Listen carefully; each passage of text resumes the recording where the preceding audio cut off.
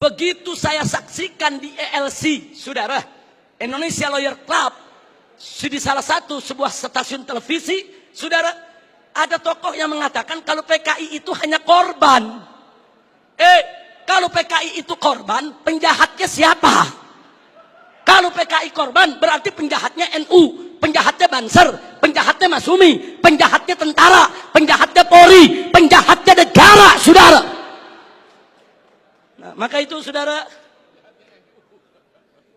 ya kalau korbannya PKI, berarti penjahatnya Nahdlatul Ulama NU, berarti penjahatnya Muhammadiyah. Enaknya saudara, umat Islam ini dianggap semua sebagai pelaku kejahatan. Ini kita tidak terima.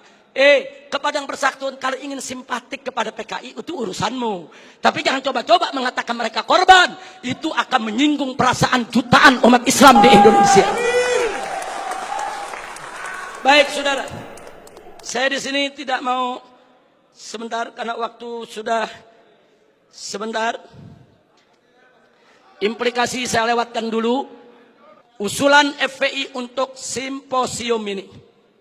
Ayo kita kembali kepada Pancasila dan Undang-Undang Dasar 1945 yang asli, yang dijiwai Piagam Jakarta sebagaimana amanat dekret Presiden 5 Juli tahun 1959. Takbir, merdeka.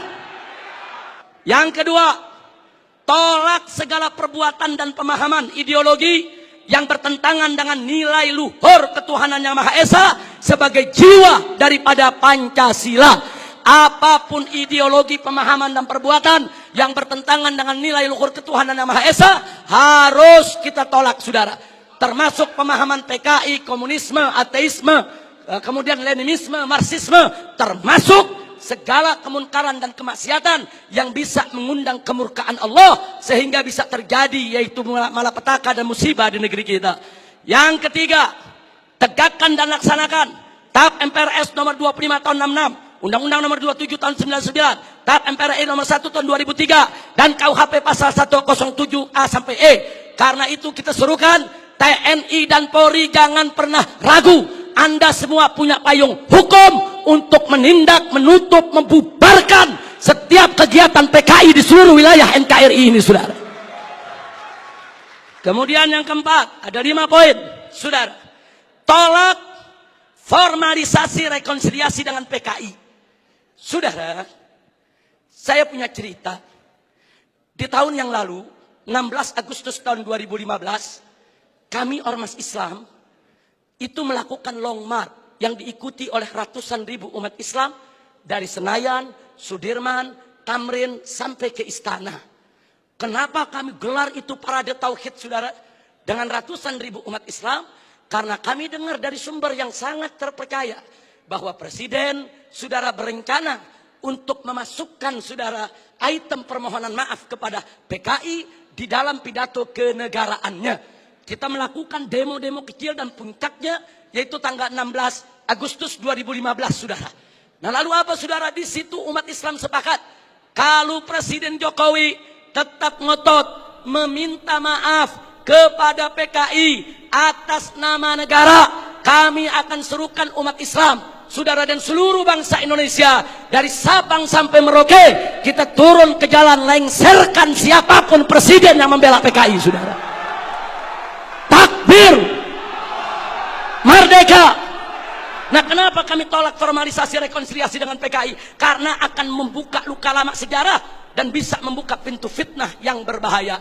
Yang ingin saya berbagi cerita, saya diundang oleh Menko Polhukam di rumahnya. Kami diajak dialog soal PKI. Saya tanyakan langsung kepada beliau, apa betul Presiden tetap akan minta maaf kepada PKI? Beliau saat itu memberikan jaminan, Habib, Presiden tidak akan minta maaf kepada PKI. Kalau sampai saya menyetujui itu, beliau tunjuk pengawalnya di sebelah Kopassus.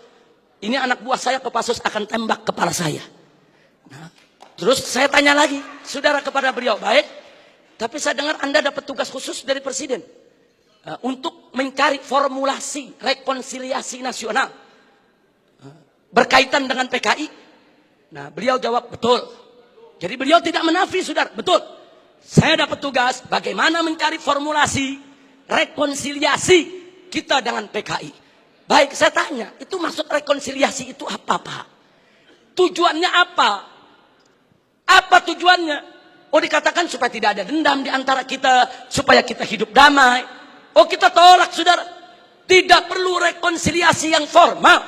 Sebab, saudara, rekonsiliasi secara alami telah berjalan di tengah masyarakat antara PKI dengan bangsa Indonesia, saudara.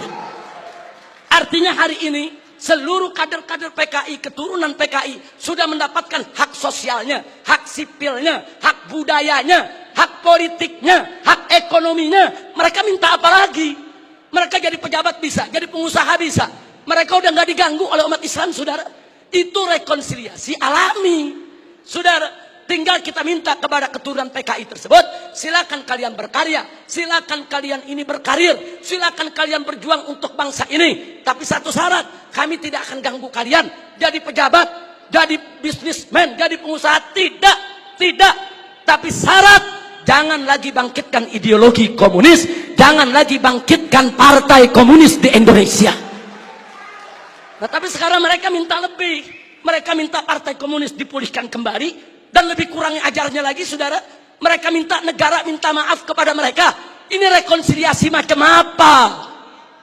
Maka itu rekonsiliasi yang diformalisasi oleh pemerintah, saya khawatir ini akan membuka luka lama sejarah. Dan ini bisa membuka fitnah yang sangat berbahaya, saudara. Makanya tepat yang dikatakan oleh Kiai Haji Salahuddin Wahid, cucu daripada saudara pendiri Nahdlatul Ulama beberapa waktu yang lalu, kalau presiden, pemerintah ini sampai minta maaf kepada PKI, akan melukai seluruh perasaan daripada warga NU. Dan saudara, lebih telak lagi yang disampaikan oleh anggota Dewan Pertimbangan Presiden, yaitu Kiai Haji Hasim Muzadi. Beliau sampaikan langsung kepada Bapak Presiden, kalau Bapak minta maaf kepada PKI, bukan hanya NU yang terlukai, seluruh umat Islam bangsa ini akan terlukai.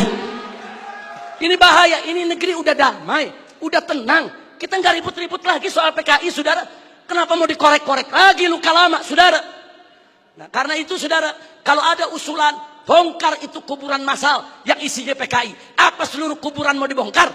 Kuburan kiai-kiai, santri-santri, saudara, umat Islam yang mereka sembelih, apa semua mau dibongkar? Apa semua juga mau dibangkitkan kembali? Yaitu luka lama yang sudah ada. Ini pertimbangan tidak rasional, saudara. Karena itu kami dari FPI menolak formalisasi rekonsiliasi dengan alasan apapun, saudara. Tapi kami menerima kader-kader keturunan PKI saat ini dikembalikan hak sosialnya, hak ekonominya, hak politiknya, saudara. Kita terima, mereka bangsa kita, mereka saudara kita. Silakan hidup bersaudara berdampingan dengan kita, dan mereka harus tunduk kepada Pancasila. Jangan lagi menghidupkan daripada komunisme. Sebagai penutup yang kelima, saudara, saya ajak semua yang ada di sini untuk menyerukan jihad konstitusional secara nasional melawan semua gerakan komunis dan neolib untuk selamatkan keutuhan negara kesatuan Republik Indonesia, saudara. Takbir, Allahu Akbar, merdeka. Itu saja yang bisa saya sampaikan. Hadirin Allah wa iyyakum ila siratal mustaqim. Wassalamualaikum warahmatullahi wabarakatuh.